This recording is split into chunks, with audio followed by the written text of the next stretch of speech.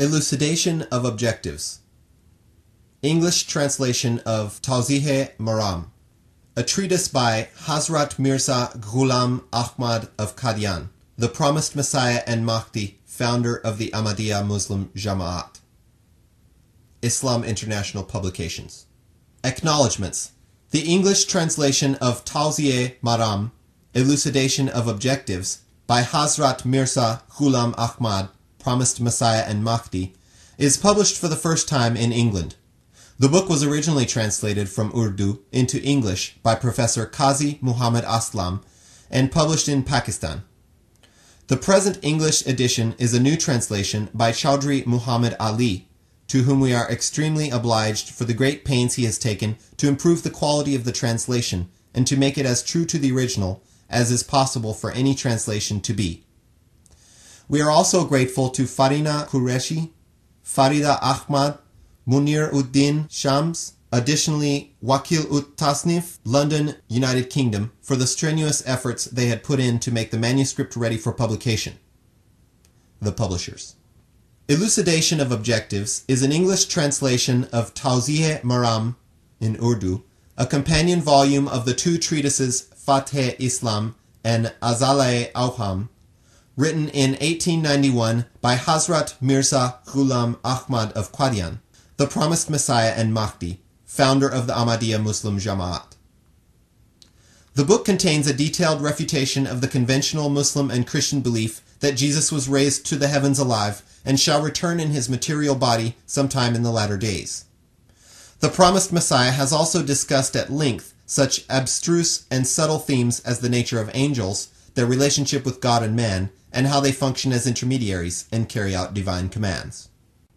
In the name of Allah, most gracious, ever merciful. Praise be to Allah, and peace be upon His chosen servants.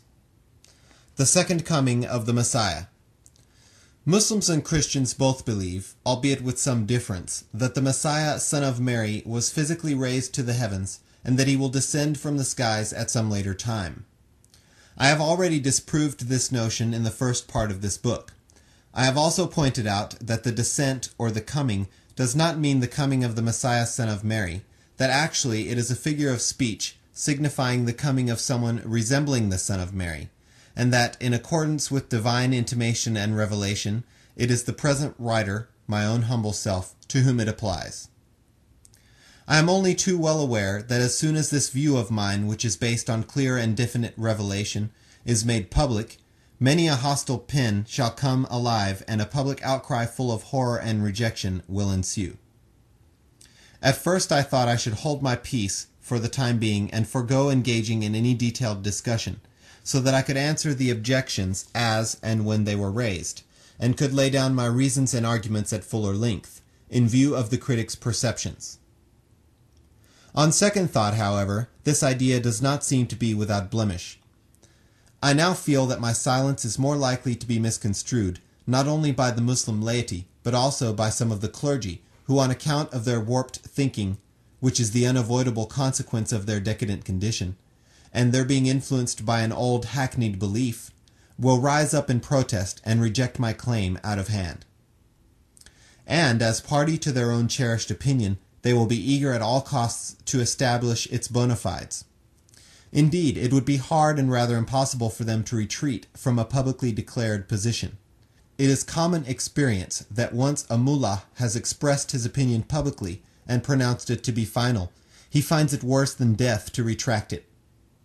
Hence, before they should get entangled in the meshes of hidebound obduracy by confronting me, I decided that as an act of pity, I should try on my own to bring home to them the truth with such clear and cogent reasoning as should adequately satisfy any intelligent and fair-minded seeker after truth.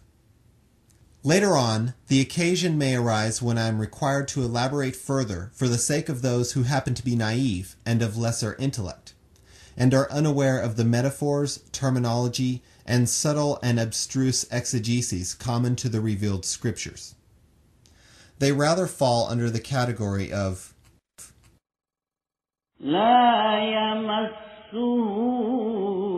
Footnote. The full verse reads, لا يمسه إلا المطهرون. None shall touch it except those who are purified. Holy Quran, chapter 56, verse 80. End footnote.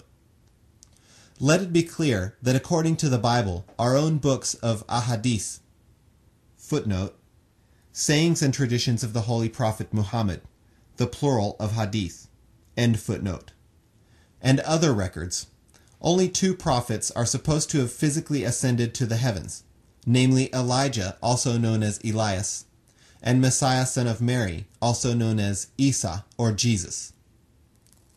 Concerning both these prophets, some books of the Old and New Testament say that they were raised to the heavens and shall return to the earth sometime in the latter days, and that people will actually witness their descent from the skies. The ahadiths of the Holy Prophet also contain words to the same effect. Concerning Elias, whose biblical name is Elijah, the Gospels positively declare that the prophecy of his descent from the skies has been fulfilled with the birth of Yahya, or John, son of Zechariah. The Messiah, son of Mary, declares in unmistakable terms, "He is indeed the Elijah who is expected to come. Acknowledge him if you will." Footnote. Matthew chapter 11, verse 13 and 15, and chapter 17, verse 10 through 13. End footnote. Through this arbitration by no less a person than a prophet of God, the case of Elijah, his ascension to the skies, and subsequent descent has been effectively settled, and the manner and meaning of the second coming clearly determined. This, therefore, is the doctrine, consistent with the Gospels, to which Christians should unanimously subscribe, that Elijah, whose descent was awaited, did, in the time of the Messiah, return from the heavens in the person of John, who was born to Zechariah, with the temperament and qualities of Elijah. The Jews, however, continue to await Elijah's descent. They believe that he will physically descend from the skies and land on the minarets of Bayatul Muqaddas, where the Jews will assemble and lower him down to the ground with the help of ladders or some such device.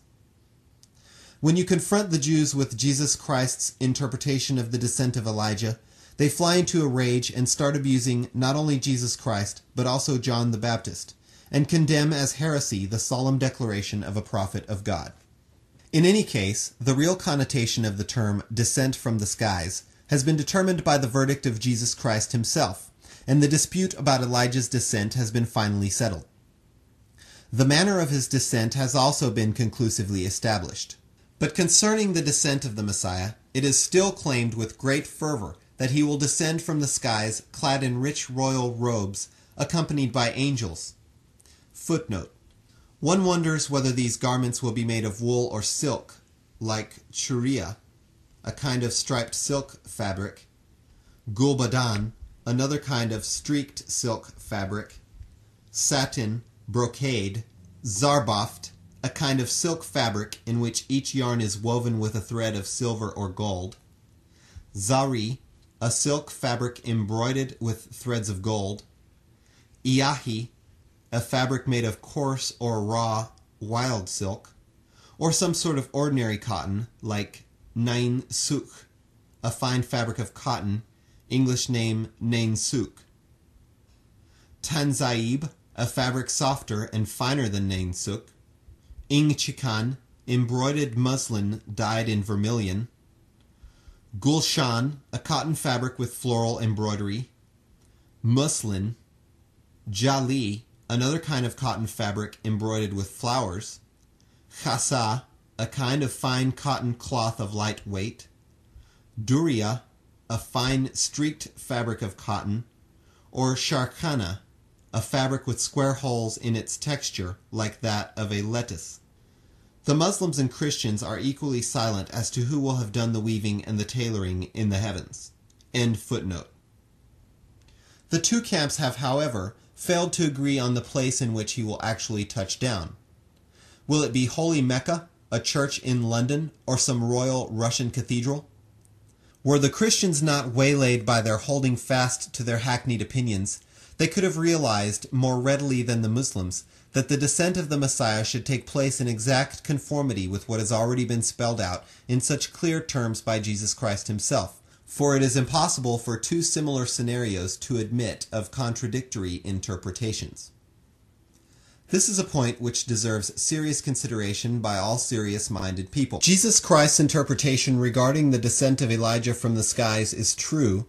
The question arises that the case of the Messiah being parallel to that of Elijah, why not draw the same conclusion, particularly when a prophet of God has already lifted the veil off the face of this close secret?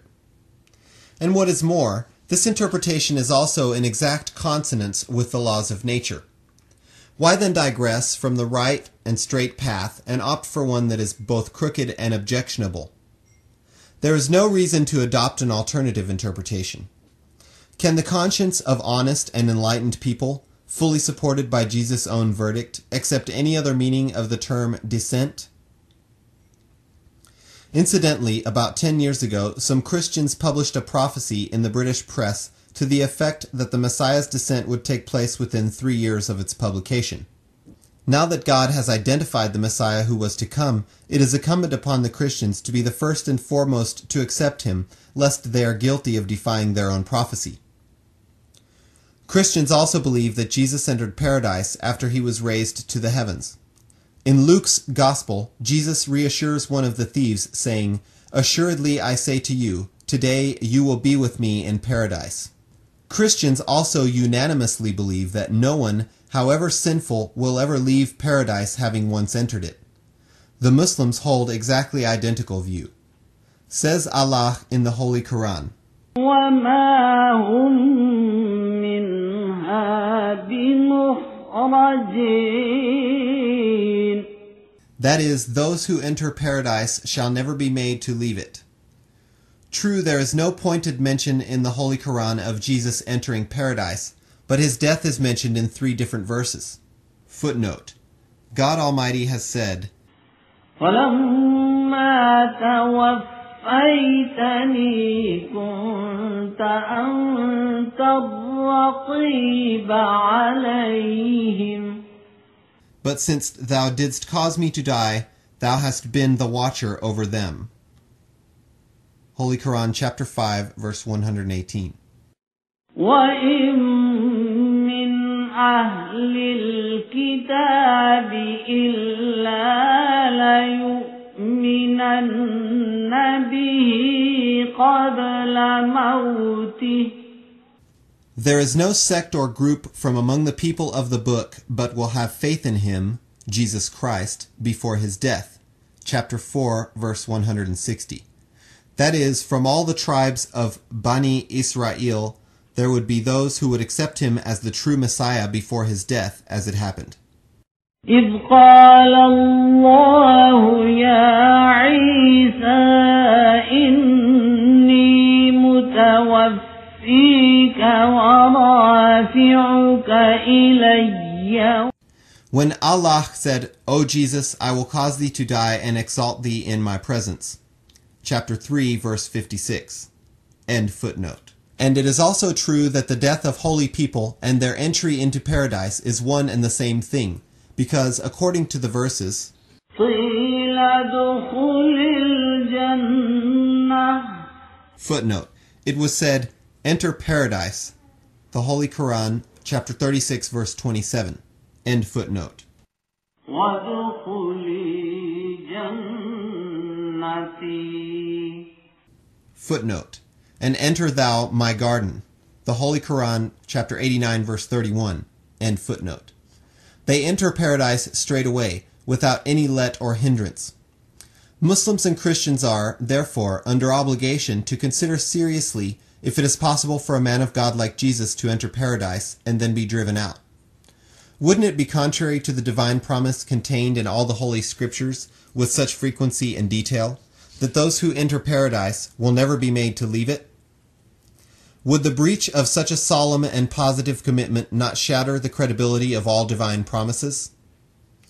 Of a certainty, such a belief will not only unfairly place Jesus in an awkward position, but indulging in such futile exercise will also be disrespectful and derogatory to God himself.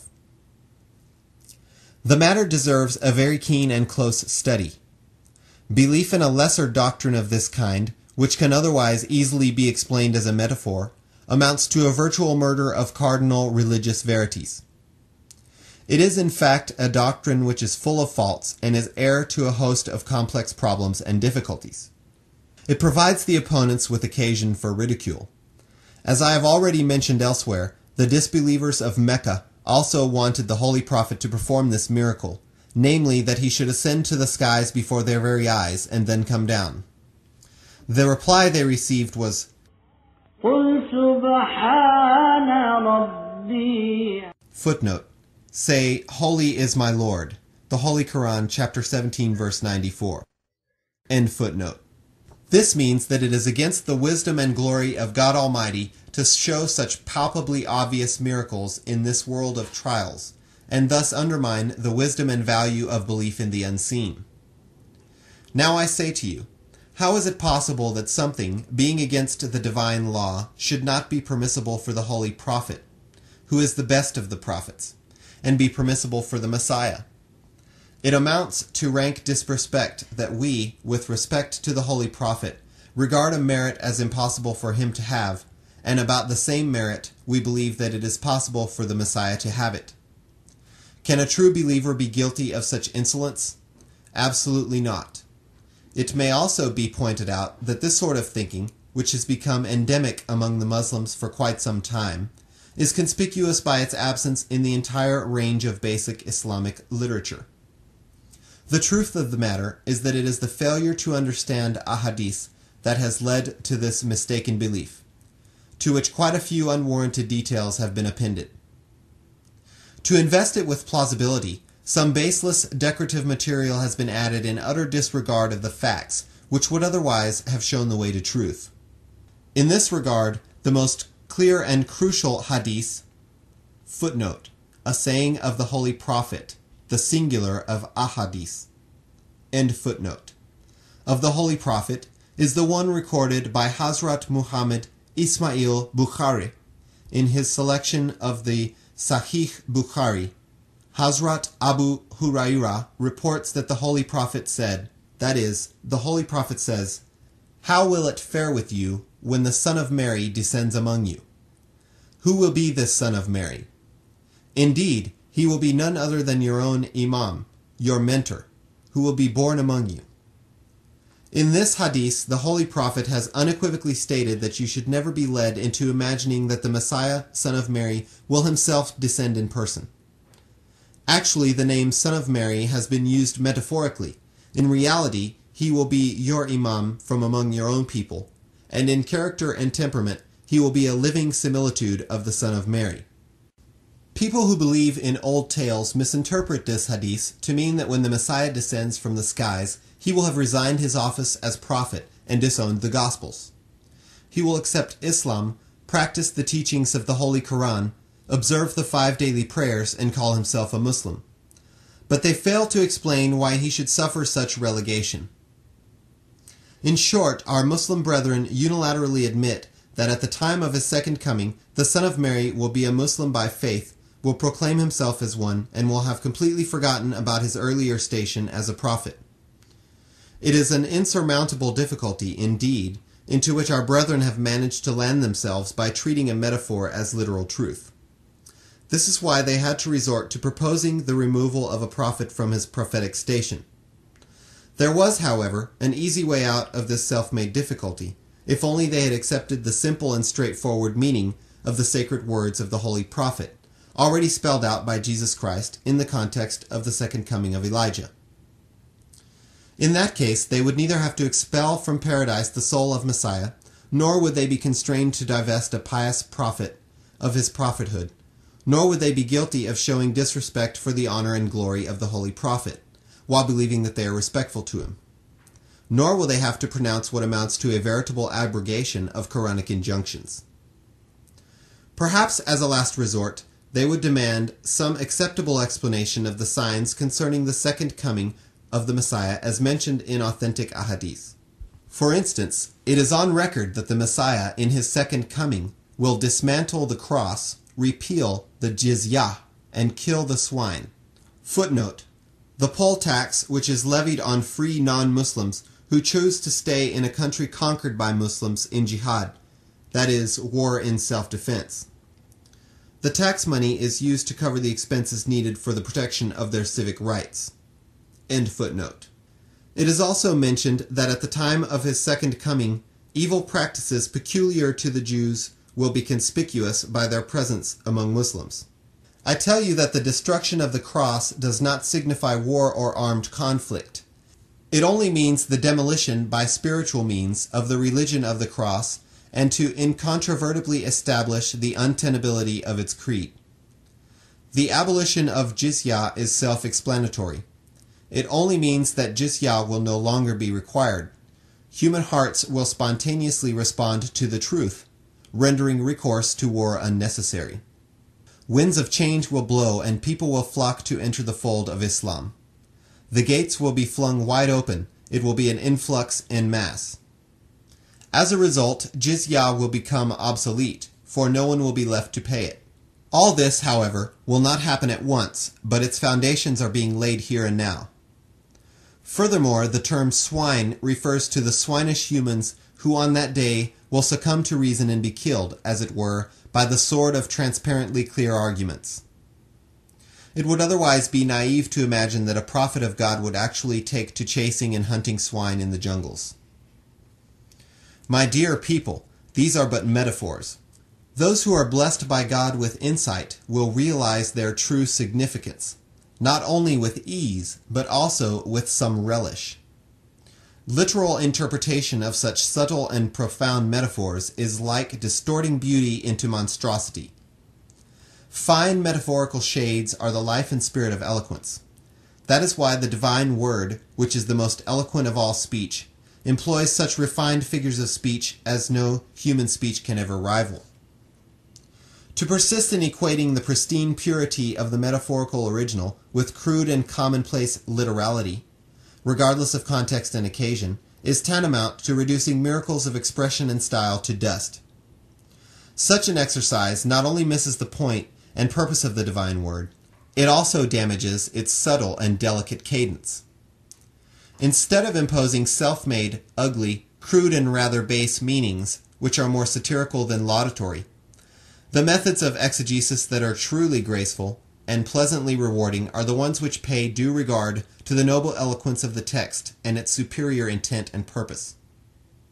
We wonder why such ugly, crude, and repulsive meanings should be preferred to the profound verities as ought to be, and indeed are, abundantly present in the Word of God.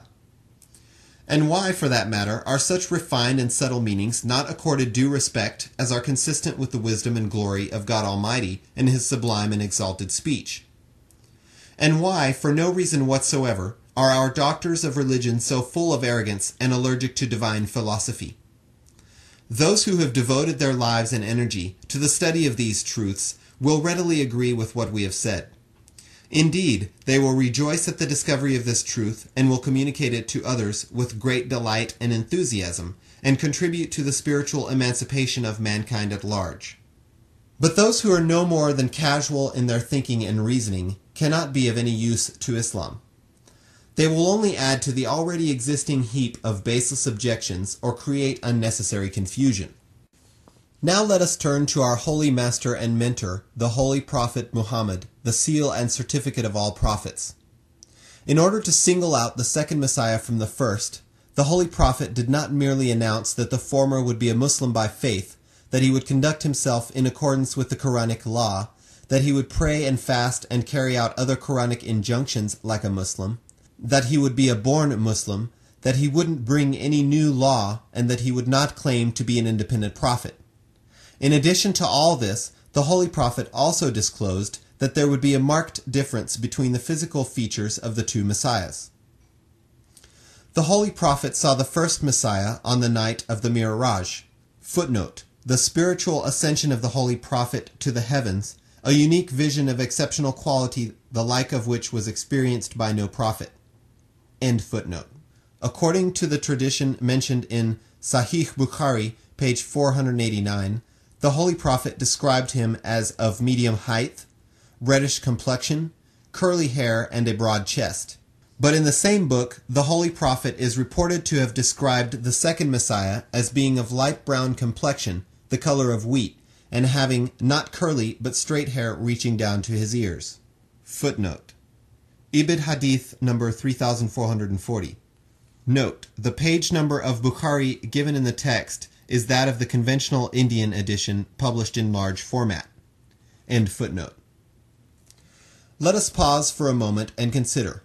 Surely the distinguishing marks of the two messiahs, as stated by the Holy Prophet, adequately assure us that the first and second Messiah are two entirely different persons. As for addressing each of them as the son of Mary, this is a metaphor which is as subtle as it is fine. It has been employed on account of the temperamental and spiritual affinity between the two messiahs.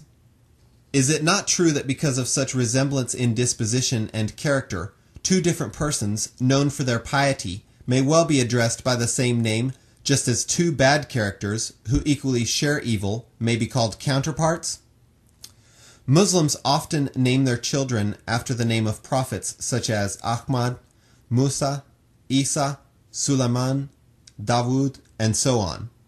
They do so as an augury, hoping that, as a good omen, the children thus named might acquire the spiritual qualities and character of these archetypal ideas to the extent of becoming their true copies. However, if the objection is raised that since the first Messiah was a prophet of God, the second Messiah too ought to be a prophet, the answer is that the Holy Prophet did not make prophethood as the condition precedent for the second Messiah. It is clearly recorded that he would be a Muslim by faith and practice the Quranic law like other Muslims. He will not claim to be anyone other than a Muslim and the Imam of Muslims. There is no doubt that Allah has appointed me, a humble person, as Muhaddas. Footnote. Literally one who is spoken to, someone to whom God speaks, a recipient of non-law-bearing divine revelation. Full explanation of the word given in the text. Note, the plural of Muhaddas is Muhaddathin. Refer to page 18. End footnote. A Muhaddas, in a way, is also a prophet.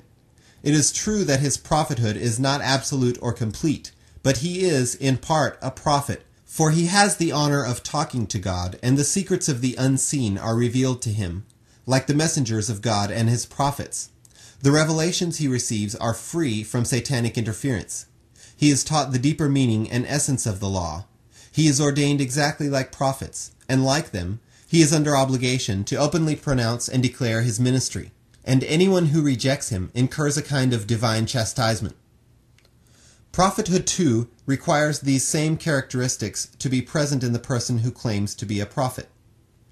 To the objection that the door to prophethood is closed forever, and that the revelation which the prophets receive has now ceased, my answer is that neither has the door to all kinds of prophethood been completely closed, nor has every kind of revelation been stopped. The fact is that the door to prophethood remains open to the Ummah. But let it be understood once and for all that the institution of prophethood, which is forever interminable, is neither absolute nor complete, but is only partial, as I have just mentioned. Another name for it is Muhaddathiyat. Footnote. The condition of being a Muhaddath. It is granted only through total submission to the perfect man, who is the repository of all excellences pertaining to perfect prophethood. Footnote. Do try to understand, and may Allah guide you aright, that a prophet is a muhaddas, and a muhaddas a prophet. That is, a muhaddas is vouchsafed one out of many kinds of prophethood. The Holy Prophet says that of the different kinds of prophethood, nothing remains except mubashirat, glad tidings.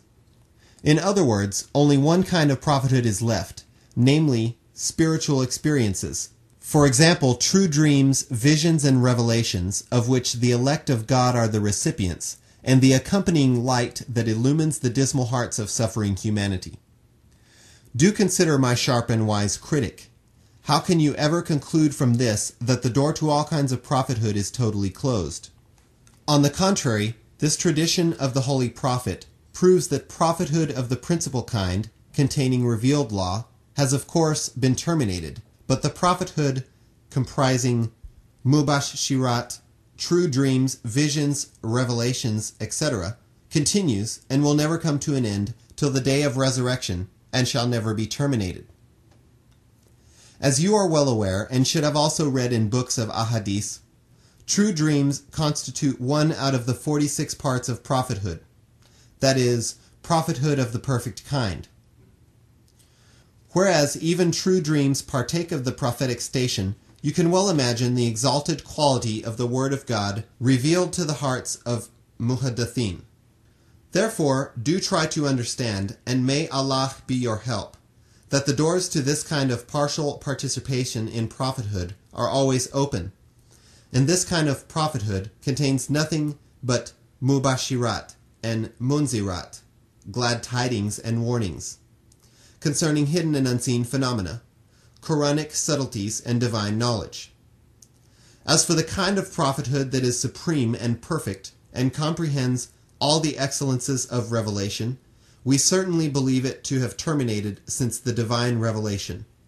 Muhammad is not the father of any of your men, but he is the messenger of Allah and the seal of the prophets.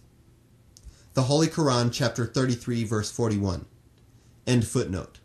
If you ask what exactly is the quality and spiritual power in which the two of us, the Messiah son of Mary and my own humble self, resemble, the answer is that it is an overall quality with which the spiritual sensibilities of the two of us have been endowed. At one end, the chain stretches deep down below, and at the other reaches high above. The descent signifies the extreme anguish and concern for the good of God's creatures. It reinforces the already close and strong ties that exist between the messenger of God and his devoted disciples, and transmits the spiritual vitality inherent in the holy person of the messenger to all the green and vibrant branches. The upward journey symbolizes the superior love which is rooted in strong faith. God so wills that love at first sprouts in the heart of the worshipper and then attracts the love of the Almighty himself. When the two loves meet, each functioning as the male and female counterpart, they give birth to a strong communion and intense affinity between the Creator and the created. The blazing flames of divine love set afire the tinder, dry firewood of human love, giving birth to a third phenomenon known as Ruhul Quds. Footnote. Literally the Spirit of Holiness. The Holy Quran, chapter 16, verse 103. In the present context, the meanings are explained in the text. End footnote. The spiritual birth of man at this level is deemed to take place when God Almighty especially wills such love to be born. Figuratively speaking, it would not be wrong to say that this spirit, saturated as it is with the love of God, grants a new birth to the human soul, which through God's will is now filled with his love.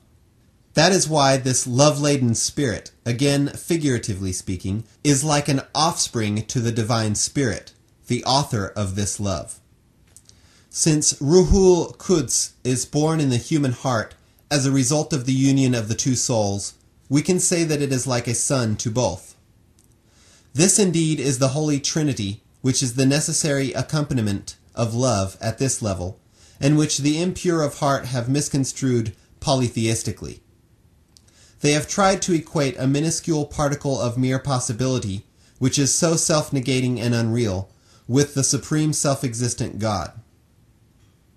In case it is asked if this spiritual station is already occupied by my humble person and the Messiah, son of Mary, what station would remain for our Lord and Master, the best of messengers and the seal of prophets, the Holy Prophet Muhammad?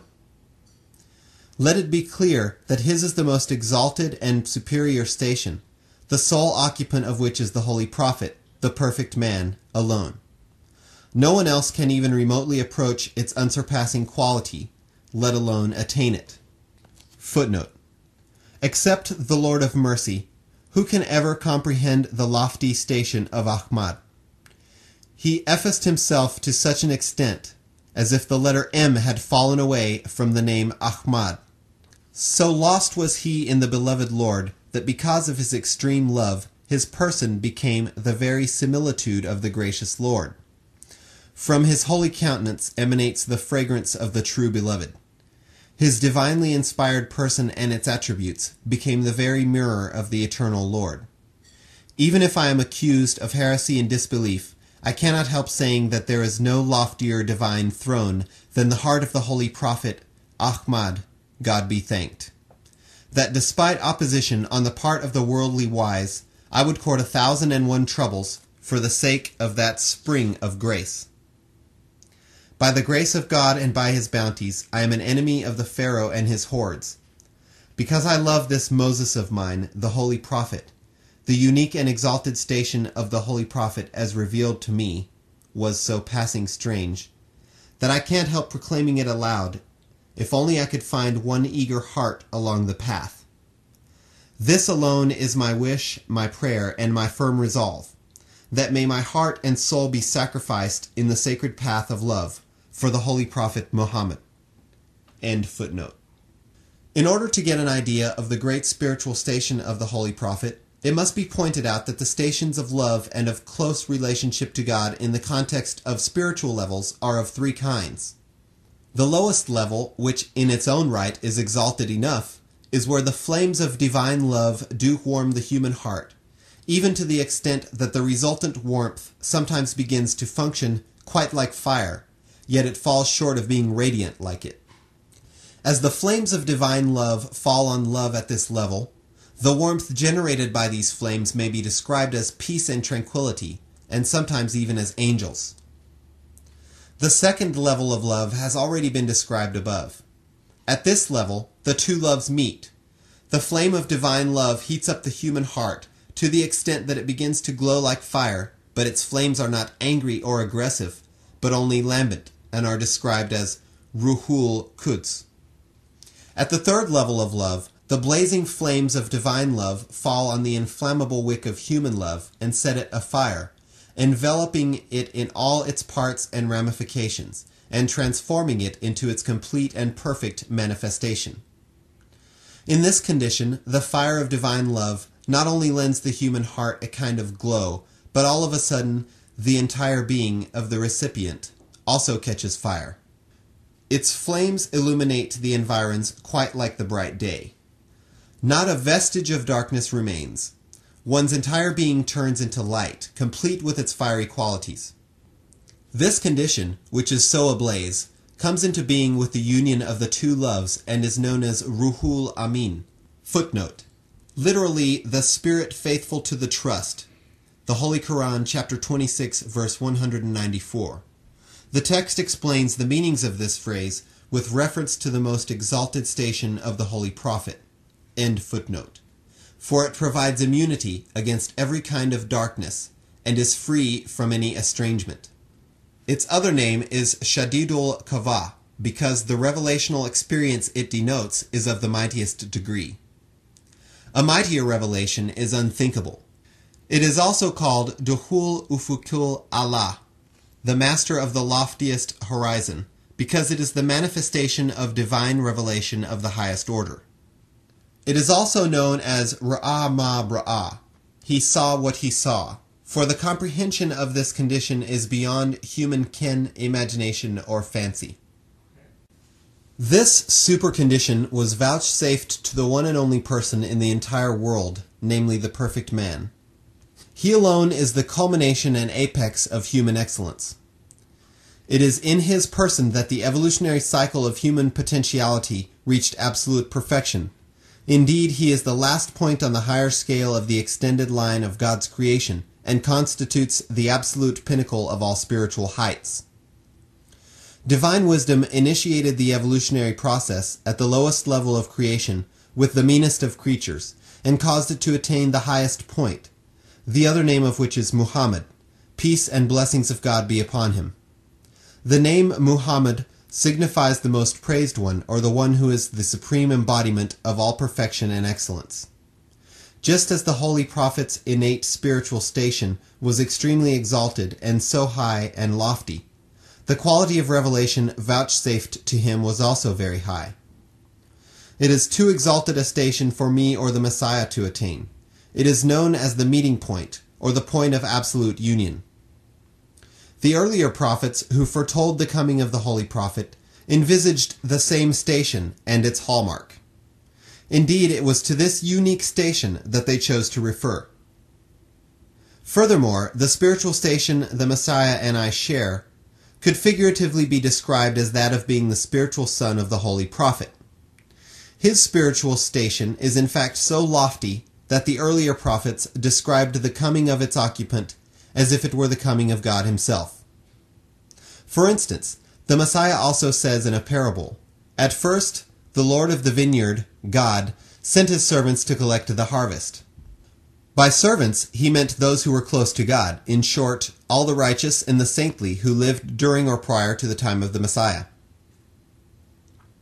But when the tenants declined to surrender his share of the crop, the Lord of the orchard sent his own son to emphasize the point in the hope that recognizing the son, they would forthwith surrender the yield of the orchard. Hence, the son means the Messiah who enjoyed a still closer degree of nearness and love. But the husbandmen refused to deliver the fruit, even to the son.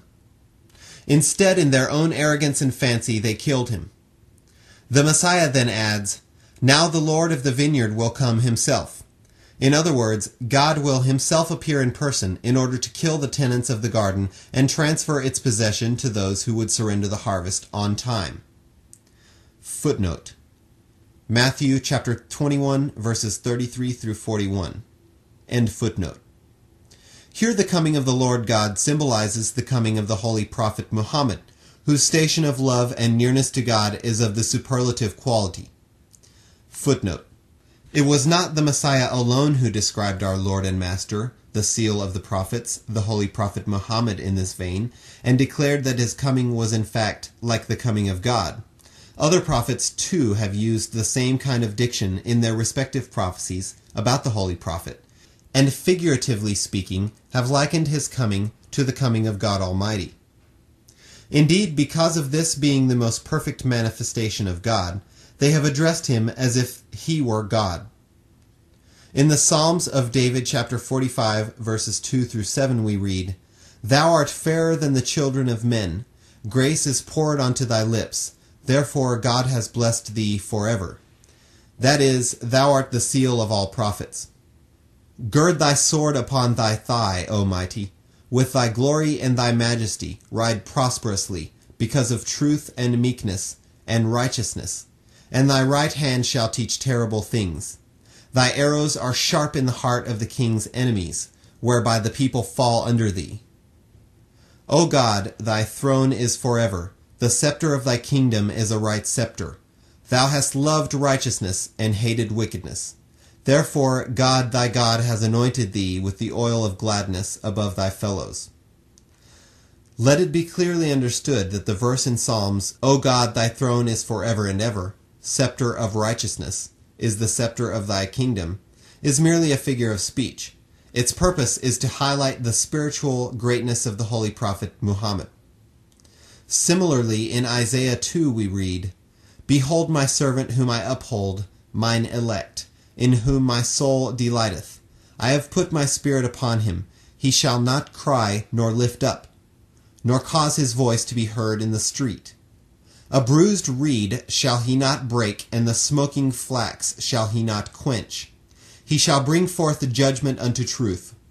He shall not fail nor be discouraged till he has set judgment in the earth, and the isles shall wait for his law. The Lord shall go forth as a mighty man. He shall stir up jealousy like a man of war. He shall cry, yea, roar. He shall prevail against his enemies." Now the expression that the Lord shall go forth as a mighty man is also a figure of speech symbolizing the awesome coming of the holy prophet.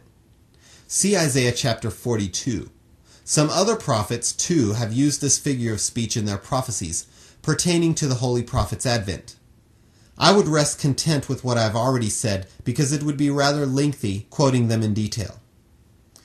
That three stations of intimacy and love, of which the third is alone the loftiest and belongs to the holy prophet alone, is not a view of my own based on any posteriori reasoning. It is in fact the truth, which has been communicated to me through divine revelation.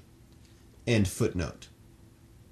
Indeed, all these stations are spiritual in nature and are appropriately described in figurative terms. Of course, sonship here does not mean literal sonship, or divinity, literal divinity. It would not be out of place here to point out that our interpretation of the term Ruhul Quds or Ruhul Amin is in fact not inconsistent with the Islamic concept regarding angels. Muslim scholars, for one, do not subscribe to the view that angels, with some kind of material bodies quite like humans, have to walk on foot to come down to earth. This kind of thinking would evidently be false. Were it necessary for angels to come down to earth in any formal shape to carry out their respective duties, it would have been absolutely impossible for them to complete any task. For instance, the angel of death has to take the lives of thousands of people per second, who live at distances of thousands of miles from one another, in different parts of the world. If he were under obligation to foot it up to each country, town, and home to find the opportunity to take a life, then let alone 1 second, even months, wouldn't suffice to carry out such a huge task. Is it possible for a person moving about like humans to go round the world in a split second or even less? No, not at all. On the contrary, angels do not even fractionally stir from their true stations allotted to them by God Almighty. Quoting the angels, God says in the Holy Quran, وَمَا مِنَّا إِلَّا لَهُ مَقَامٌ مَعْلُومٌ وَإِنَّا لَنَحْنُ الصَّافُّونَ.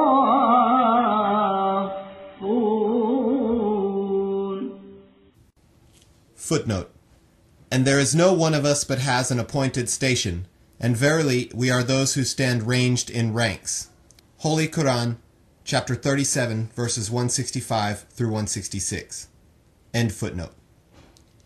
Hence, the fact of the matter is that just as the sun keeps to its orbit and its heat and light continue to envelop the earth and benefit each and everything in accordance with the capacities of each, the same is true about spiritual entities. Call them what you will, for instance, celestial spirits after the Greeks, or in terms of the Avesta. Footnote. The sacred book of ancient Iran contains the teachings of the prophet Zoroaster. See Encyclopedia of Religion and Ethics. End footnote.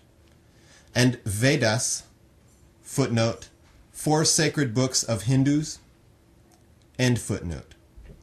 Call them spirits of stars, or in the simple and straightforward manner of those who believe in one God, call them God's angels. The fact remains that these strange beings, each in its own particular station, are staying put and holding fast. In the infinite wisdom of God Almighty, these spiritual entities are busy serving everything that exists on earth and has potentiality, and are helping everything attain its desired goal to the fullest extent. The functions they perform are both visible and invisible. Just as our bodies and overt functions are influenced by the sun, the moon, and other planets, all these angels too are exerting their respective influence on our hearts, minds, and indeed on all our spiritual functions, in keeping with our respective capacities.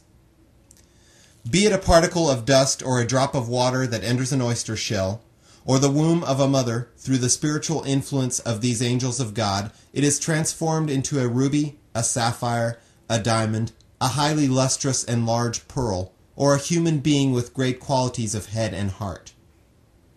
The Avesta, considered by the Magians, footnote, priestly class of the ancient Medes, the ancient people of Media of northern Iran, and Persians, who after the advent of Zoroaster became priests of Zoroastrianism. See Encyclopedia of Religion and Ethics for further detail. End footnote. To be their revealed scripture, claims that it was revealed way back sometime in remote antiquity, 1 billion times earlier than the Vedas. By this reckoning, the Vedas, whose age has been approximately fixed at 1,960,000,000 years, are not even fractionally antique. On the contrary, the Avesta, for its part, claims to be as much as 3 trillion years old. Indeed, ours is only a modest estimate, for the Avesta's own claim is that it is not 3 but 300 trillion years old. Now this scripture not only describes spirits pertaining to stars and other heavenly bodies as angels, but also enjoins that they should be worshipped. Footnote. Angels are known as malaik because they sustain the heavenly as well as earthly bodies. In other words, they are like souls in the context of the creation and survival of these bodies. Another reason for calling them malaik is because they function as messengers. The Vedas too repeatedly highlight and praise these spirits, not merely as intermediaries, but as beings to whom prayer must be offered. Of course, the possibility is there that such unholy teachings might have been added and interpolated later, quite like so many other false teachings. For instance, the teaching that this universe is without a creator, or that every existent in terms of its matter and spirit is eternally original, self-existent, and its own God, or the teaching that there is no escaping the vicious circle of reincarnation, or the teaching that a married woman who happens to be without a male issue is permitted to cohabit with a stranger with a view to begetting a son, or the teaching that eternal salvation is impossible even for the saintly, including the rishis. Footnote. Literally, worshipper of God, an ascetic. End footnote. Or the saints to whom the four Vedas are reported to have been revealed. Nor, for that matter, can they ever earn the permanent title to be remembered with an enduring reverence and respect. Instead, it is quite possible that getting caught in the cycle of birth and rebirth, they may well assume the shape of an animal and cease to be human. Indeed, this metamorphosis may well have actually taken place. According to their warped thinking, when a person is spiritually superior to an avatar, footnote, the one in whom God manifests himself, prophets, in whom God appears to the world, end footnote, or even the rishis of the Vedas, it is not only possible, but necessary for him, since it is inexorably laid down under their supposed laws of nature, that he should be reborn as a mere insect, or an extremely foul or obnoxious animal, belonging to some minor species of the animal kingdom. Needless to say that all such teachings are spurious and have been concocted by those who were evil-minded and mentally sick. According to them, it was not only permissible for mankind in general to indulge in all kinds of shameful misdeeds and suffer shameful metamorphoses. They also allowed that prayers could legitimately be addressed to spirits inhabiting stars, and that they should be worshipped as one worships God. But the Holy Quran throws open all avenues to the pure and unalloyed belief in the oneness of God. It does not allow mixing God's worship with the worship of any other creature, nor does it believe in a God whose authority is imperfect and weak, and who is not the source and fountain of all existence. Nor, for that matter, does it allow us to let any other evil enter and infest our social fabric. To return to the subject of angels, I would like to point out that the Quranic perception regarding angels is so clear, straightforward, and reasonable that one cannot help accepting it. A close study of the Holy Quran would show that the presence of certain intermediaries is essential for external and internal development, not only of mankind, but also of all terrestrial creation. At places in the Holy Quran, there are clear and positive hints to the effect that some of these pure and holy beings, known as angels, are variously related to the different levels of the heavens. Through their specific influence, some of them perform the function of controlling winds, while others control rain. There are still others who bring their influence to bear on this earth. Without doubt, because of their affinity to light, these holy spirits may well have some kind of relationship with the bright and luminous stars found in the heavens. But this relationship should not be confused with the kind of relationship the living organisms on earth have with life. Instead, these holy entities, because of their own light and luster with which they are spiritually blessed, have a subtle and mysterious relationship with the stars. This relationship is so close and intense that it is not possible to imagine any separation between the two without undermining their strength. It is through the hidden hand of these beings that all the stars are busy performing their assigned tasks. As God Almighty is the life force of the entire universe, so are these enlightened spirits, not wholly but in part, the élan vital of these stars and planets. Their separation would mean disaster for the existential condition of the stars. To date, no one has ever differed from the view that all heavenly bodies, stars and planets, are busy all the time contributing to the development and completion of life on Earth. In short, it is a considered and fully established truth that day and night, heavenly bodies continue to work their influence on all existence, animate or inanimate. If nothing else, even an ignorant peasant would at least know for a certainty that moonlight effectively nourishes fruit and sunlight ripens it, and that certain winds help increase its yield. Now, if the apparent order of the universe is subject to the different influences of these phenomena, can there be any doubt that the latent order of the universe too is being influenced by these enlightened spirits, angels, at God's command? Since the apparent order of external reality is being constantly nourished and molded by the influence of such phenomena, how is it possible to doubt that the latent and innate order of reality is also subject to the influence of these luminous forces? In fact, they are as intense to the luminous stars as life is to our organism. Consequential to all this, let it be clear that although on the face of it, it may seem highly disrespectful that an intermediary should be posted between God and his holy prophets for the reception of the light of revelation. However, a little reflection would make it easy to understand that it does not imply any disrespect at all.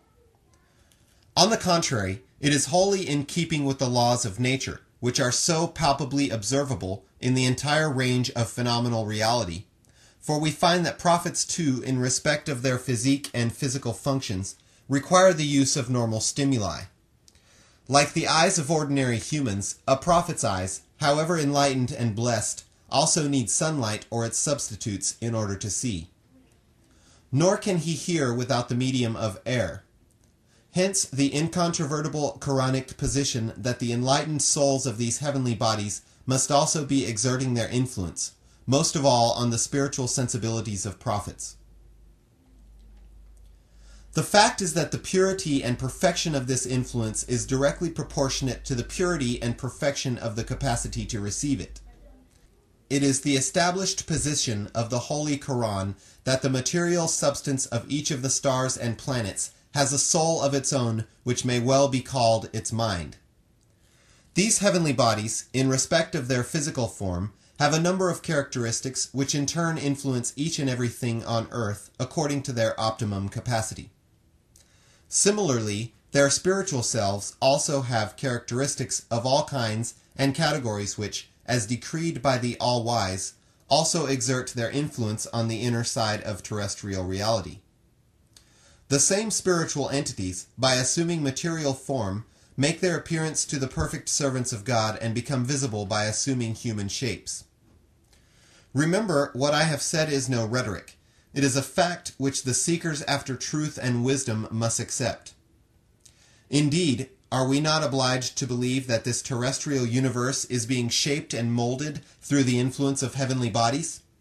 From an inductive point of view, however extensively we study these heavenly bodies, we are struck by the self-evident signs of this molding influence affecting all earthly phenomena, vegetables, minerals, and animals.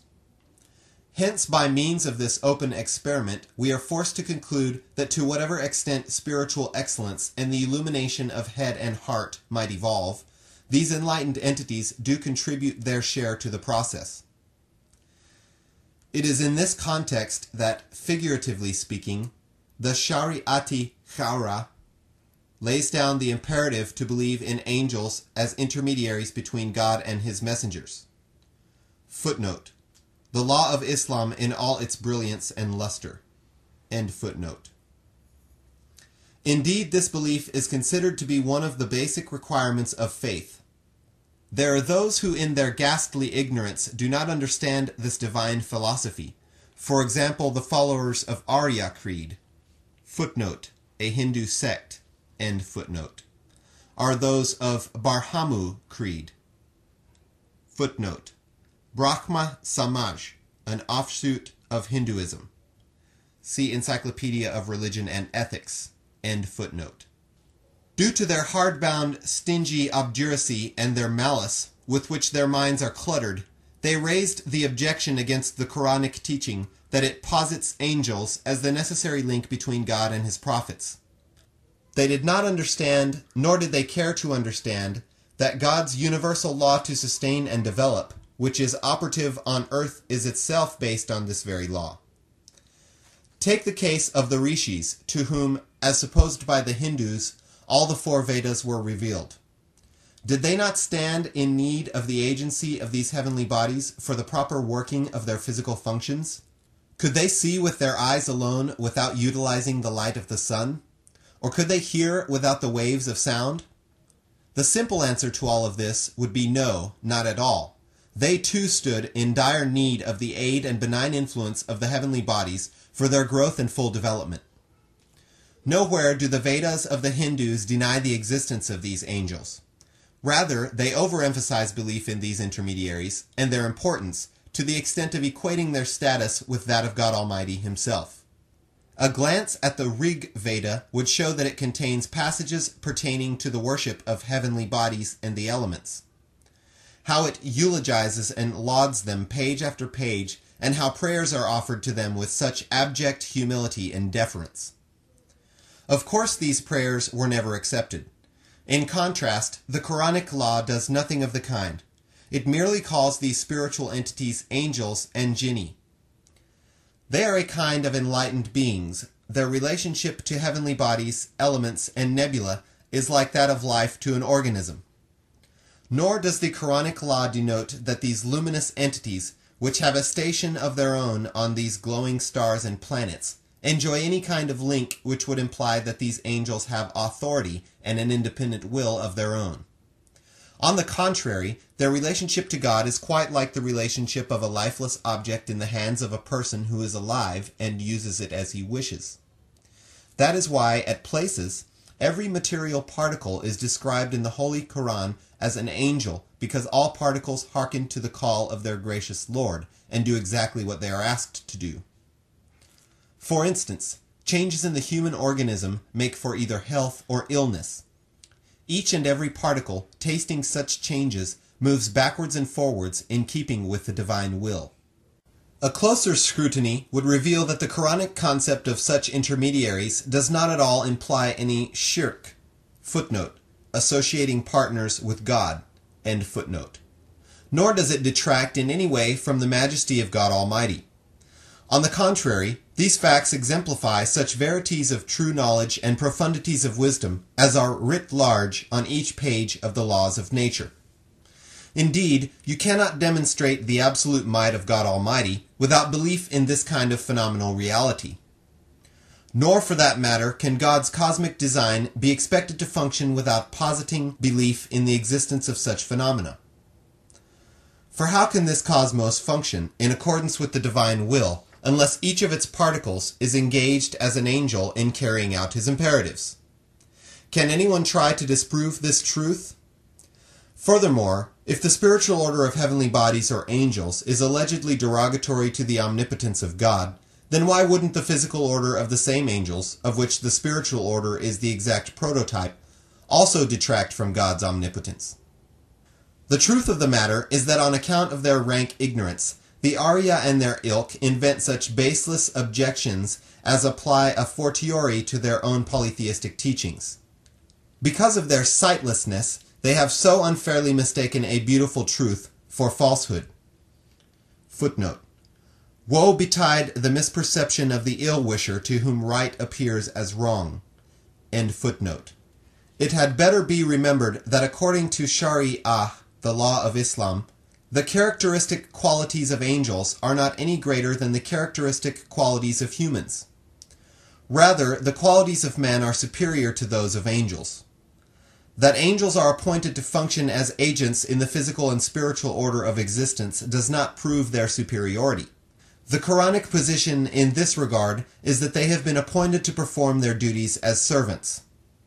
The Holy Quran says, وَسَخَّرَ لَكُمُ الشَّمْسَ وَالْقَمَرَ.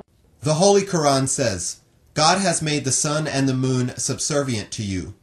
Chapter 14, verse 34. Now the point at issue is that if the royal courier delivers dispatches from the reigning monarch to a provincial chief or governor, will this show that the emissary, who is the link between the monarch and the governor-general, is superior to the addressee? Exactly similar is the case of the emissaries, who in the physical and spiritual realms communicate the commands of the Almighty to earth and are engaged in their implementation. In the Holy Quran, God makes it clear at a number of places that whatever has been created in the heavens and the earth is for its part dependent on man and has been created for his sake.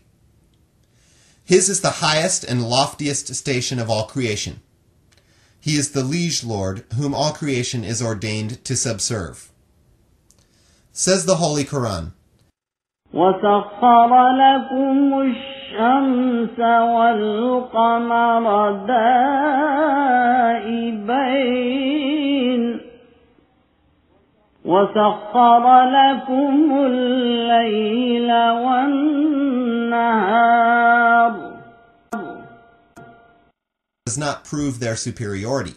The Quranic position in this regard is that they have been appointed to perform their duties as servants. The Holy Quran says, وَسَخَّرَ لَكُمُ الشَّمْسَ وَالْقَمَرَ. The Holy Quran says, God has made the sun and the moon subservient to you. Chapter 14, verse 34. Now the point at issue is that if the royal courier delivers dispatches from the reigning monarch to a provincial chief or governor, will this show that the emissary, who is the link between the monarch and the governor general, is superior to the addressee? Exactly similar is the case of the emissaries, who in the physical and spiritual realms communicate the commands of the Almighty to earth and are engaged in their implementation. In the Holy Quran, God makes it clear at a number of places that whatever has been created in the heavens and the earth is for its part dependent on man and has been created for his sake. His is the highest and loftiest station of all creation. He is the liege Lord whom all creation is ordained to subserve. Says the Holy Quran, وَسَخَّرَ لَكُمُ الشَّمْسَ وَالْقَمَرَ دَائِبَيْنِ وَسَخَّرَ لَكُمُ اللَّيْلَ وَالنَّهَارَ وَآتَاكُم مِّن كُلِّ مَا سَأَلْتُمُوهُ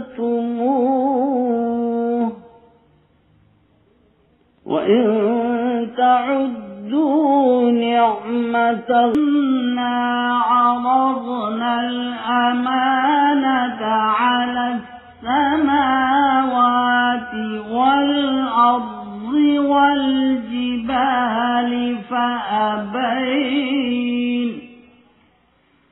فأبين أن يحملنها وأشفقن منها وحملها الإنسان إنه كان ظلوما جهولا. We offered our trust, signifying love divine, and total devotion and submission in the face of extreme trials, to all the angels and indeed to all creation, including mountains that looked so huge, yet all declined to assume responsibility and were overawed by the magnitude of the task. But man dared because he was gifted with two special qualities, namely the ability to be so exacting and even cruel to his own self in the path of God, the capacity to come down hard on his own person for the sake of God, as well as to attain total intensity of love divine to the exclusion of all else. Chapter 33, verse 73. Elsewhere, God says in the Holy Quran, إِذْ قَالَ رَبُّكَ لِلْمَلَائِكَةِ إِنِّي خَالِقٌ بَشَرًا مِّن طِينٍ فَإِذَا سَوَّيْتُهُ وَنَفَخْتُ فِيهِ مِن رُّوحِي فَقَعُوا لَهُ سَاجِدِينَ فَسَجَدَ الْمَلَائِكَةُ كُلُّهُمْ أَجْمَعُونَ إِلَّا إِبْلِيسَ. Recall the time when your Lord, whose perfect manifestation you are, said to the angels, I am about to create man from clay. when I have fashioned him to perfection and breathed into him my spirit, fall you down in submission to him, the perfect man, and get busy serving him in all humility, and make your obeisance as if you were lying prostrate before him. All angels made their obeisance to the perfect man, except Iblis, who was too unfortunate to avail of this opportunity. Chapter 38, verses 72 through 75. Remember, this injunction to prostrate does not relate to the occasion when Adam was created. It is a separate commandment to the angels, to the effect that whenever a human being attains the true and ideal human station and harmony, and the Spirit of God comes to reside in him, they should always hasten to make their obeisance to him. That is, they should visit him with heavenly light, and invoke the blessings of the Lord on him.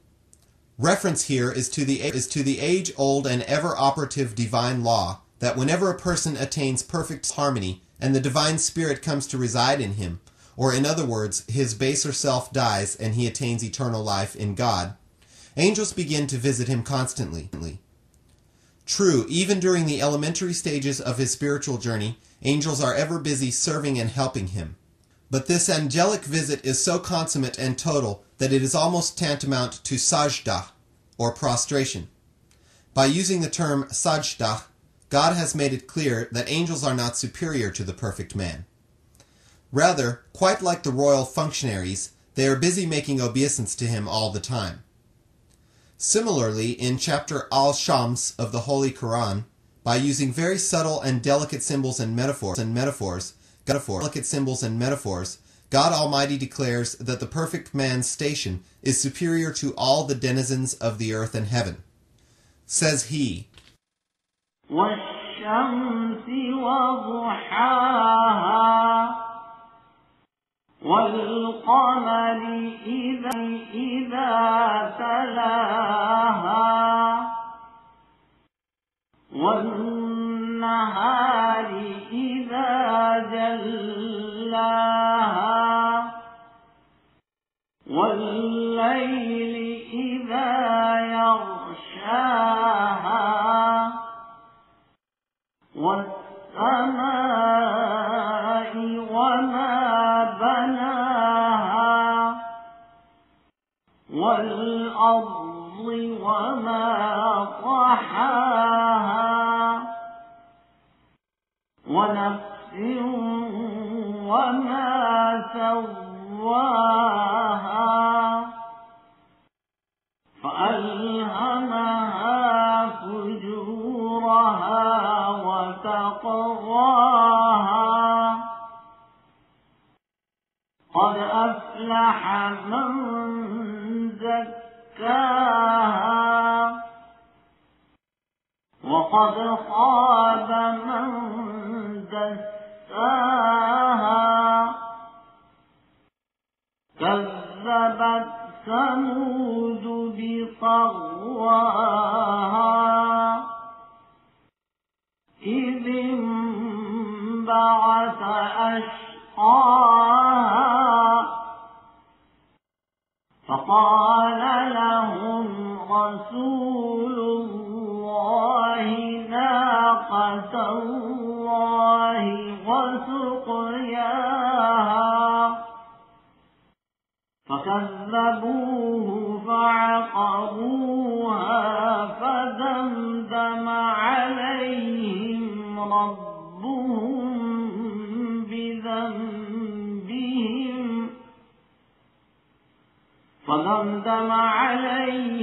ربهم بذنبهم فسواها ولا يخاف عقباها. By the sun and the sunlight, by the moon that follows the sun, by the day and the daybreak, by the night which is so dark, by the earth and by him who shaped it, by the soul of man and by him who bestowed upon it the entire range of different excellences, pertaining to perfect equilibrium and steadfastness, and did not deprive it of any of the excellences. Instead, he centered all the excellences listed above under different categories, in such a way that the person of the perfect man embodies the properties of the sun as well as the sunlight.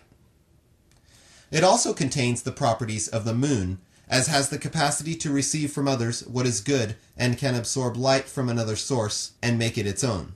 It also has the properties of a bright day, quite like the workers and laborers who are better able to perform their respective tasks well during the day. So do the seekers after truth and the wayfarers of the spiritual paths carry out their spiritual assignments with facility and ease by following the example of the perfect man. In other words, the perfect exemplar, like the bright day, can manifest himself to perfection because he is the embodiment of all the characteristics of daylight. Footnote. Divine wisdom has so ordained that the sun symbolizes some 730 functions and thus exerts its multifarious influences on the world. Each function has a name of its own. Indeed, the days of the week, Monday, Tuesday, Wednesday, etc., are but the names of the sun vis-à-vis its specialized functions, imperatives, and influences. We call it the sun when we do not refer to the special functions and merely mean the singular and commonly applied condition. But when we denote the same sun in the context of its unique functions, influences, and phases, we designate it as day or night, as Sunday or Monday, and even call it July, August, or September. In short, all these are the names of the sun. Human soul, too, in the context of different functions, stations, phases, and conditions, is addressed differently. At times it is called the emancipated soul, the impulsive soul, the accusing soul, and the satisfied and serene soul. In short, the human soul, too, has as many names as does the sun. In a way, the perfect man has a kind of resemblance to a dark night. Despite his extreme devotion to the divine and withdrawal from the mundane, each a gift of God, he sometimes, under divine expedience and wisdom, happens to pay attention to the human needs of his person. In other words, he carries out all the obligations pertaining to the human person, which might appear to oppose and obstruct divine light. For instance, eating, drinking, sleeping, carrying out his duties towards his spouse, and finding time for the children. He fulfills all his responsibilities and opts for this ostensible darkness for a while, not because he is genuinely inclined to it, but because the all-knowing and the all-wise God is pleased to direct his attention towards it. This is to enable him to find a little relaxation from his arduous spiritual regimen, with a view to recouping him to once again take on his extremely hard spiritual exercises and duties. The following verse is quite to the point. Footnote. The knowledgeable hunters blindfold the eagle's eyes to help sharpen its vision. End footnote. Likewise, when overwhelmed by extreme mental fatigue, concern, stress, and strain, these perfect persons permit themselves some relief in physical pleasure, and their frail physique is recharged with fresh strength and vigor to keep company with the spirit. Indeed, because of this fractional diversion, he is able to cover vast spiritual distances. Apart from this, the human psyche also contains some other characteristics of the night, as discovered through close scrutiny by astronomers and natural scientists. Similarly, the perfect man also resembles the heavens. Just as the spatial void of the heavens is so vast that nothing can possibly fill it, so is the mind and spirit of the godly elect extremely vast and expansive. Despite knowing thousands of spiritual secrets and verities, they continue to exclaim, "We are far from knowing you." Just as the expanse of the heavens is full of shining stars, so is he, the perfect man, endowed with many highly luminous qualities. Also, his person bears resemblance to a rich and fertile soil. A good, rich, top-quality soil in which seeds are sown, with adequate plowing and by meeting all requirements of irrigation, farming, and toil, yields 1,000 times more harvest than other soils. What is more, its fruit as compared to other fruits in quality and quantity is extremely fine, sweet, and delicious. Similar is the case of the person of the perfect man. Planted as he is by divine imperatives, the saplings of his good deeds sprout forth with a rare kind of verdure and greenery. The fruit they bear are superfine and delicious, so much so that the beholder is reminded of the holy dominion of God Almighty, and involuntarily proclaims, footnote, Allah, Holy art thou, glory be to thy name. End footnote. Indeed, the verse, ونفس وما سواها. Footnote. The Quran, chapter 91, verse 8. End footnote. Indeed, the verse clearly testifies that the perfect man in quality and connotation is a universe of his own and contains, in miniature, the qualities and characteristics of the macro-universe. God Almighty first recounts the characteristic qualities of the sun and then, by implication, of all things on earth, our habitat. He singles them out by swearing by them and invokes the person of the perfect man to bring home to us the fact that the perfect man is the embodiment of the myriads of excellences found individually and severally in all other things and by which God swears.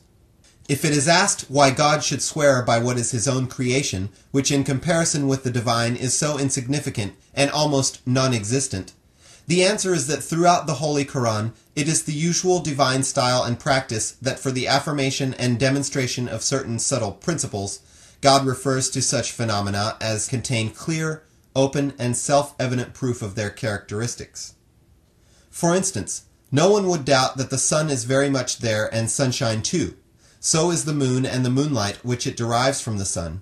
Also the daylight which all can see and the night which is also visible to all. Likewise, the vacant expanse of the skies is there too for all to witness, and also the earth which is the habitat of humans.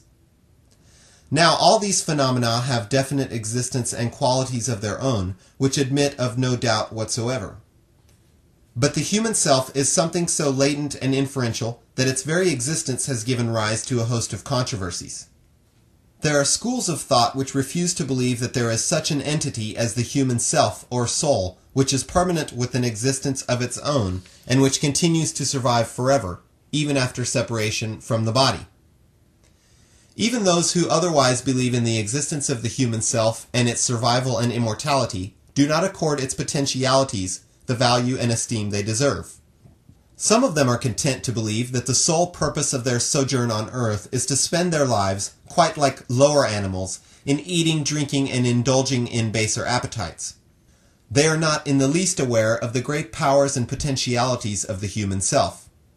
Indeed, were man to put his mind to acquiring and attaining excellence, he could do so quickly, encompass quite like a circle the entire range of virtues and excellences found in the universe, in all their kinds and categories. This is why God, in this chapter of the Holy Quran, is pleased to provide evidence of the existence of the human self and its unique, infinite, and transcendent qualities. In order to invoke the relevant framework of thinking, God begins by stating the variety of characteristics pertaining to the sun, the moon, and other existence, and goes on to refer to the human self because it is a compendium of the entire range of characteristics and qualities. Since all such high qualities and characteristics are collectively present in their entirety in the human self, as are severally and individually found in the terrestrial and celestial bodies, it would be the height of foolishness to entertain the illusion that such a glorious compendium of multifarious excellences is a mere nothing and that it cannot survive death. In other words, you do not have the least doubt about the permanent existence of the concrete and observable phenomena. Even the blind come to believe in the existence of the sun by experiencing its heat during the day. Since all these aforesaid properties are collectively present in the human self, how on earth can you ever doubt that which has an enduring existence of its own? Is it possible that something which does not exist in its own right should still have the properties of all existence? Furthermore, God is pleased to take oath in this context and style because an oath is tantamount to testimony. This is why temporal rulers also rely on oath, because in the absence of eyewitnesses, one oath performs the function of at least two witnesses. Since an oath is looked upon as a surrogate for a non-existent eyewitness from the point of view of reason, usage, common law, and Shari'ah, footnote, Islamic jurisprudence, end footnote, God here equates an oath with an eyewitness. Therefore, when he says, I swear by the sun and the sunlight, this means that the sun and its light and heat bear witness to the human self being an existent and an enduring entity, because, besides its other properties, The solar quality of light and heat are also found in the human self. Indeed, the light of spiritual experience and the heat of fervent devotion found in the souls of perfect human beings are far more miraculous than the light and heat of the sun. Now, if the sun can exist as a self-existent entity, why can't the human soul, which in properties is its equal and peer and even superior? Similarly, God swears by the moon when it follows the sun. The sense and substance of the oath is that the moon testifies to the human soul as an existent and enduring entity, because the moon has the characteristic quality of deriving light from the sun. Just as the moon is recipient of light from the sun, the human soul also, as an eager seeker after truth, by following the perfect man, comes to partake of his spiritual bliss even more than the moon could ever partake of the light of the sun. This is because after owning the sunlight, the moon also disowns it, which the human self or soul never does. Since the soul is the dominant partner with the moon in the acquisition of light and contains all the remaining properties and characteristics peculiar to the moon, there is no earthly reason why the moon should be considered an existent and subsistent entity and the human soul denied its equally enduring existence.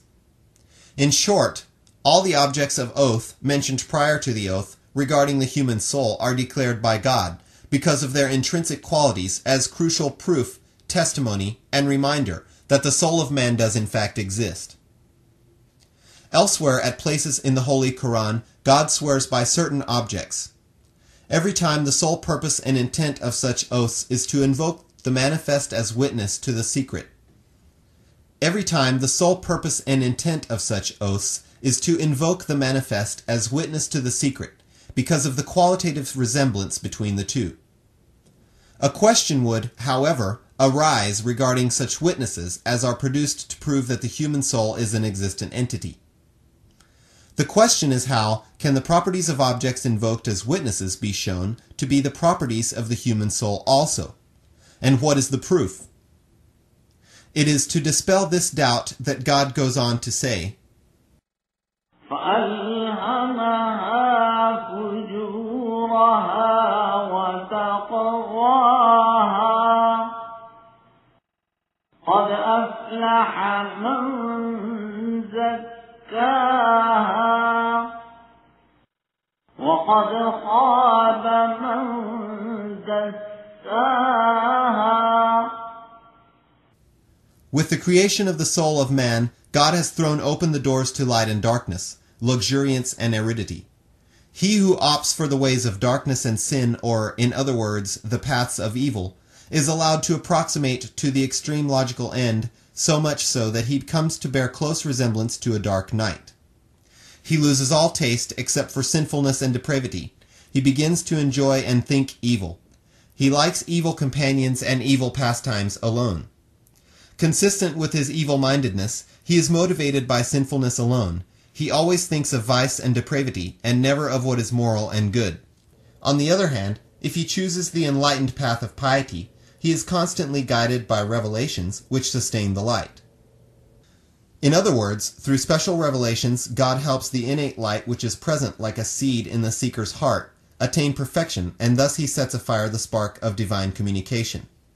It is at this stage that on beholding his own inner light which is so bright, and after experiencing its inherent property to radiate and absorb light to benefit and be benefited, one comes to believe with absolute conviction that in his own self too is present the light of the sun as well as that of the moon, that like the expansive, lofty and starry heavens, his bosom too is the repository of enlightened belief and courage, and that his head and heart are the seat of capabilities which are resplendent quite like the stars. At this stage, he does not at all need any external evidence to comprehend this truth. Instead, the perennial spring of perfect truth now dwells within him and continues to quench his thirsty heart. If the question is asked as to how one can observe and experience these characteristics of the soul during this spiritual journey, the answer, in God's own words, is, قَدْ أَفْلَحَ مَنْ زَكَّاهَا وَقَدْ خَابَ مَنْ دَسَّاهَا. Footnote. The Quran, chapter 91, verses 10 through 11. That is, he who purifies his soul and weans himself totally off all evil and misconduct, and humbly surrenders to the will of God, shall achieve the cherished goal, and quite like a mini-universe, his soul or self will look like the repository of a multitude of excellences. But he who does not cleanse himself of sin and lets himself wallow in the mire of low desires will fail to attain the goal. In sum, the human self or soul undoubtedly contains all the different kinds of excellences found in the entire universe. In order to restore faith in this truth, the one straight path in accordance with the intent of the divine law is that one should turn one's attention from the purification of the soul, for only with a purified soul will the truth of these latent potentialities unfold itself, not only as empirical knowledge, but also as true knowledge. After this, God Almighty, citing the example of the people of Samud, says that they rejected the prophet of the time because of their innate arrogance. The spearhead of this rejection was the most arrogant of them all. The prophet of the time admonished and warned them not to meddle with the she-camel of God, or with the place where she was wont to drink water. But they refused to comply and hamstrung the she-camel. As punishment for the crime, God visited them with death and reduced them to dust. Their widows, orphans, and other dependents were left friendless in their distress. Actually, this example is a very subtle figure of speech. Its import here is that the human soul is like the she-camel of God. The sole purpose of its creation is that it should function as Nakatullah, the she-camel of God. When the human self is immersed and totally lost in God, he and his majestic and glorious holiness is pleased to ride on it as one does on a she-camel. Addressing those who turn away from truth, God serves notice as a warning and deterrent and says, like the people of Samud, you are denying the she-camel access to the spring of drinking water. That is, remembrance of God and the contemplation of divine verities, on which the very life of the soul depends. Not only that, you also propose to hamstring it with a view to seriously disabling it from treading the paths that are God's. Therefore, in your own interest, do not ever deny it the elixir of life, and do not amputate its feet with the axe of your implicit appetites. If you dare do this, the she-camel consigned to your care as God's mount will die of the wounds, and you will be cut down like useless dead wood to feed the flames. After you die, God will never visit your survivors with pity. Rather, they too will face the consequences of your sins and misdeeds. Not only will you perish on account of your evil actions, but you will also place the survival of your near and dear ones in serious jeopardy. These categorical verses unequivocally prove that man is the best of God's creation. The fact that angels, heavenly bodies, elements, etc., are functioning as intermediaries between man and God does not signify their superiority. Nor do they in any way invest man with honor because of their role as intermediaries. Rather, it redounds to their own credit that they have been appointed to serve the elect of creation. Hence, the fact is that they are servants, not masters. How aptly Sa'di of Shiraz, on him be the mercy of God, has said, footnote, the clouds and the wind, the moon and the sun, and the firmament are also busily engaged, so that you may earn your bread, and do not eat it ungratefully. All are at your service, eager and obedient. Would it not be unfair if you did not obey the Lord? End footnote. To return to the point under discussion, the angels of God, as has been mentioned before, do not have the same station and rank, nor are the functions assigned to them of one and the same kind. Rather, all angels, individually and severally, have been appointed to perform their separate and unique functions. In all cases, cosmic influences are busy at work, whether it is the changes and revolutions you come across in the world, or when the possible and potential becomes the actual and real, or when souls and bodies attain their cherished fulfillment. Sometimes, the same angel exerts different kinds of influences on different kinds of capacities and potentialities. Gabriel, for instance, is a great angel, the archangel in fact. He is associated with an extremely resplendent heavenly body and has been assigned a number of duties which are in consonance with the functions that this particular sphere is required to perform. Although this angel visits each and every person who is blessed with divine revelation, it should be remembered that the nature of this so-called angelic visit is not actual. It only signifies the influence it exerts on the recipient. However, the sphere of its influence is further divided into larger or smaller spheres depending on the potentialities and capacities of the vassals at the receiving end. The largest sphere of this spiritual influence is the one which is concerned with the wahi, or revelations received by the seal of prophets, the Holy Prophet Muhammad. That is why the kind and quality of truths and verities it contains, and the surpassing beauty, cadence, and eloquence of its style and diction are found in the Holy Quran alone. No other book can come anywhere near it. It should also be kept in mind, as has already been pointed out, that the angelic influence on the human soul or self is of two kinds. Number 1, the influence exerted through God's pleasure on the kinds of seed in the womb, and number 2, after the formation of the human person has taken place, this influence helps the latent potentialities of this form develop to their possible limit. The second kind of influence is known as wahi, when it becomes operative vis-a-vis a prophet or an eminent saint. It so happens that when an eager soul, impelled by the extremely intense light of faith and love, establishes a close rapport with the fountainhead of all good, God's life-sustaining love overshadows and envelops the soul's own love. So far, any step forward a person is able to take is in fact in consequence of the secret influence exerted by God's angel when the human embryo is in the womb. After man has reached this embryonic stage, impelled as he is by the force of the earlier angelic influence, the same angel exerts his influence once again. Not that the angel does it on his own. He is only an intermediary, serving quite like the pipe that receives water at one end and conveys it to the other. But the angel also absorbs the light of divine grace. When man, because of the union of the two loves, places himself near the receiving end of the passage of Ruhul Quds, all of a sudden the grace of divine revelation pours into him through it, the passage. In other words, Gabriel on such an occasion inscribes his reflection and casts his luminous image on the eager heart of the recipient. Consequently, just as the heavenly seat of this angel is known as Gabriel, so is his reflected image called Gabriel. Or for that matter, since the angel is named Ruhul Quds, his reflected image too is given the same name. Not that the angel actually forces his way into the human person. Instead, it is only the angel's image that is projected onto the mirror of the human heart.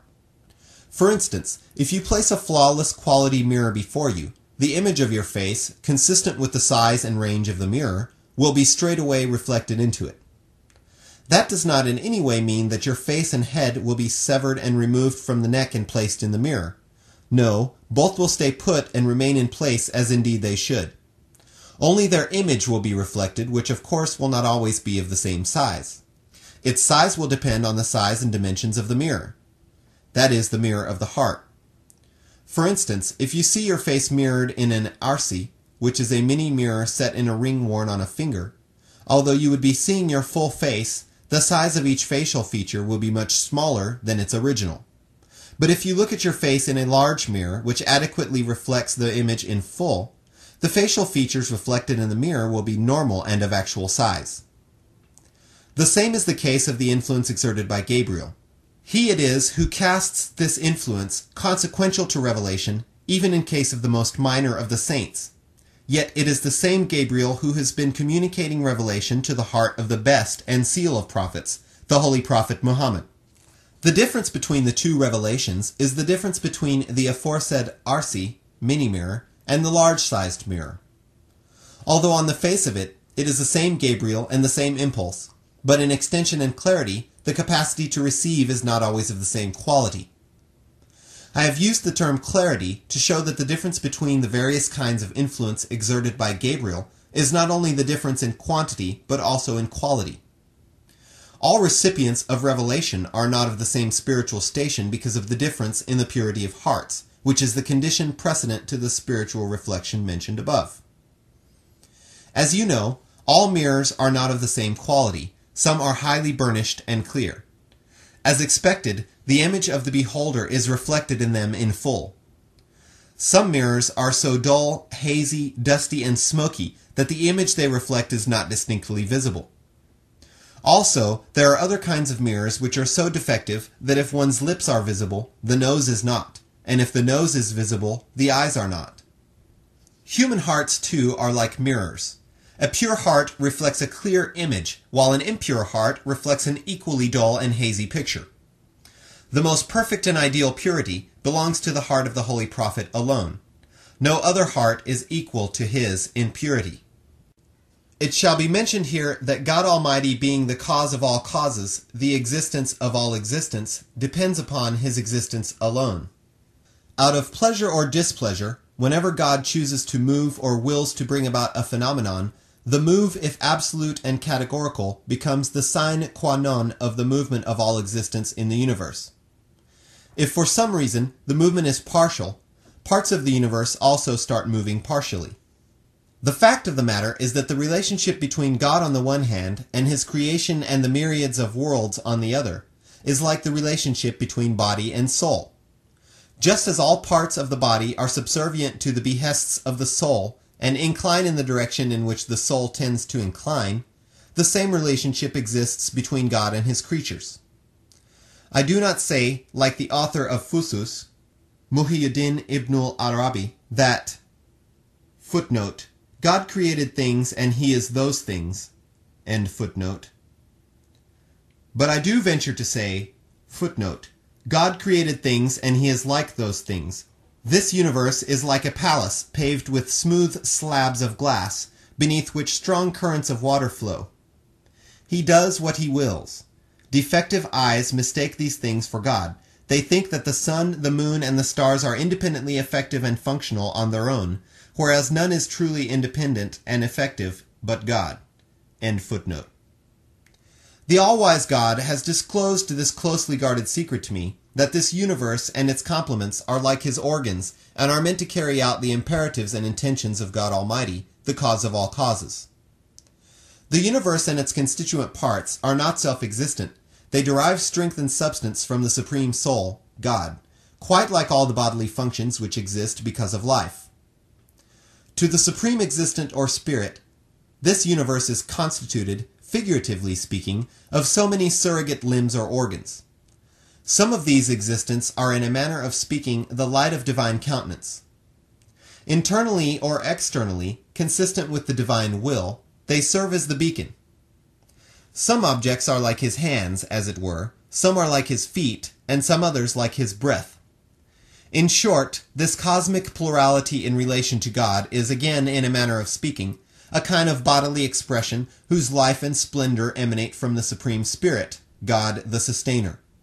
Whenever God the Sustainer wills a volitional movement, it is followed by a corresponding movement, as desired by him in all or some of the constituent parts of the physical universe.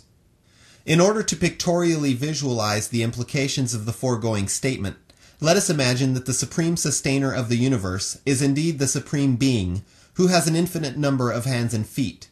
Their number is uncountable, and their breadth and width limitless.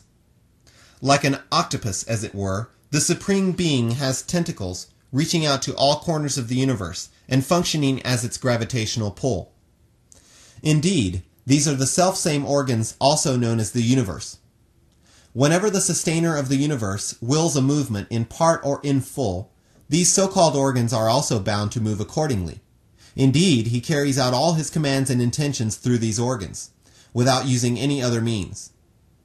In short, this is only a simple example of the great spiritual truth about which it is asserted that each part of the universe is subject to the divine will, and like a faithful and humble servant, symbolizes the realization of God's latent objectives, and is busy implementing the divine imperatives in total submission to his will. But this submission is not of the kind which is based on force and coercion. On the contrary, everything is attracted to God by a kind of magnetic pull. It seems that every particle has such a built-in tendency to incline towards God, as do the different limbs towards the body.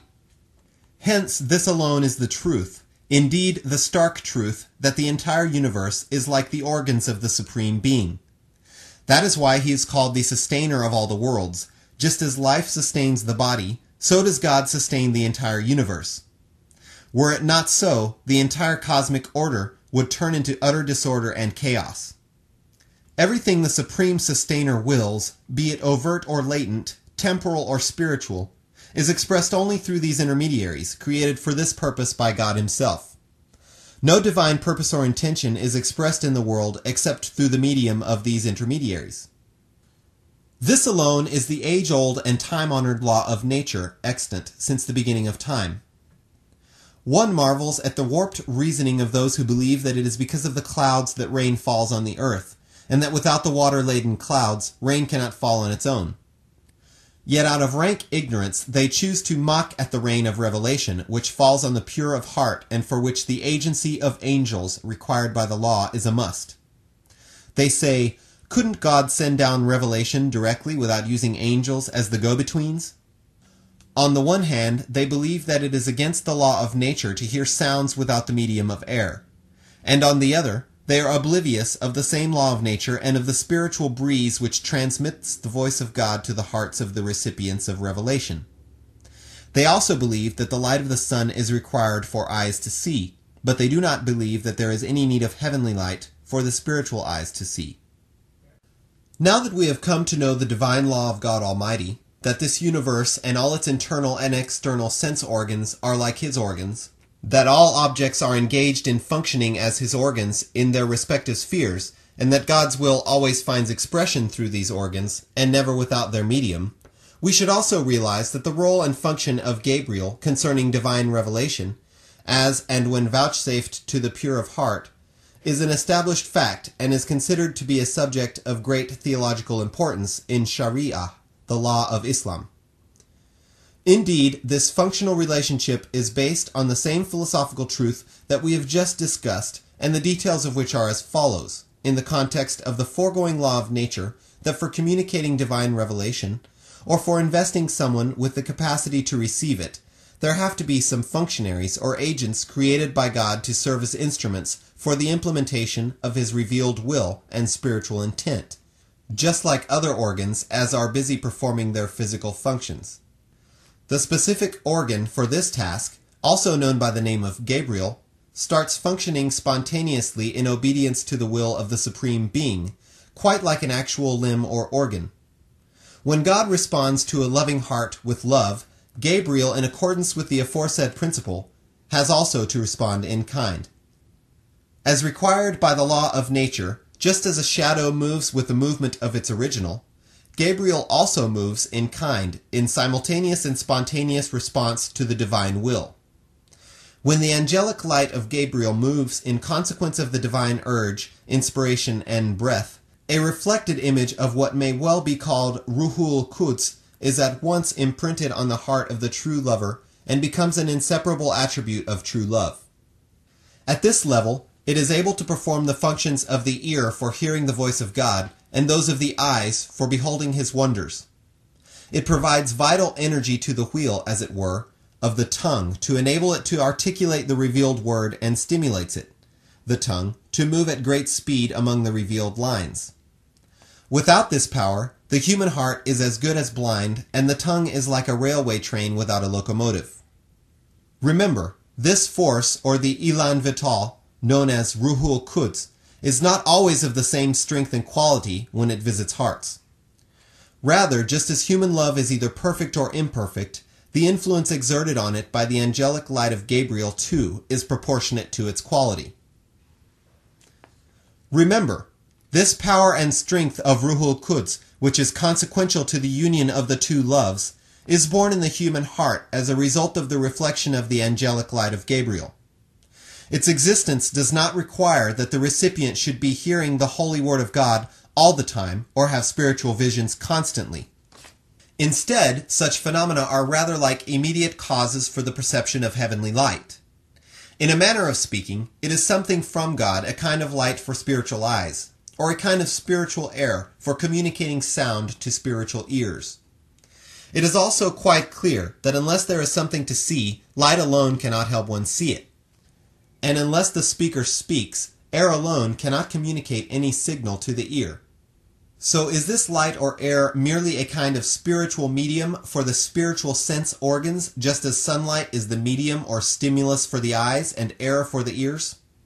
When God Almighty wills to communicate His word to the recipient's heart, consequential to His volitional intent, there is a simultaneous wave of light, a vibration of air, and a kind of energy generated to stimulate the recipient's tongue in readiness for spiritual communication in terms of the light of Gabriel.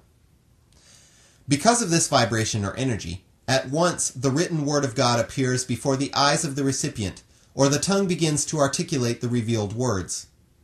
However, prior to revelation, the recipient is endowed with spiritual sense organs and a special spiritual light or perception as a kind of faculty. Both are granted to equip the recipient with the capability of receiving revelation before it is actually received.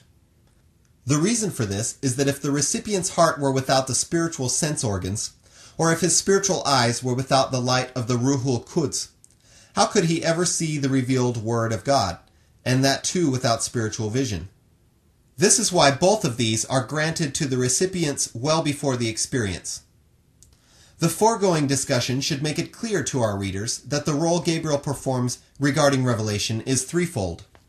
First, when the seminal sperm is introduced into the womb for the creation of a person whom God's grace, which does not stand in need of human help, wants to shape with the innate capacity to receive revelation, He casts a reflection of the light of Gabriel on what is still a sperm. It is then, through God's grace, that the nature of this person develops its revelatory quality and is invested